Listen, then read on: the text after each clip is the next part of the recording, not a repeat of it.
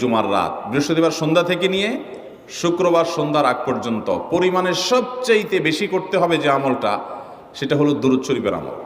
নবী করিম সাল্লাল্লাহু আলাইহি ওয়াসাল্লাম বলেছেন, আকসিরু আলাইয়া মিনাস সালাতি মিন ইয়াউমিল জুমআতি ওয়া লাইলাতিল জুমআহ, তোমরা জুমার দিন এবং জুমার রাতে আমার প্রতি বেশি বেশি দুরূদ পাঠ করবে, দুরূদ প্রেরণ করবে।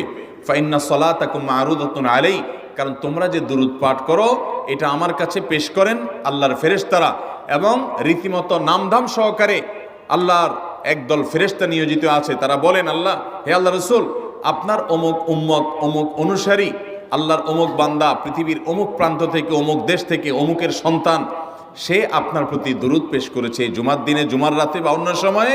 এটা নবী করিম সাল্লাল্লাহু আলাইহি সাল্লামের কাছে রিপোর্ট দেওয়া হয় আল্লাহর নিযুক্ত ফেরেশতাদের মাধ্যমে।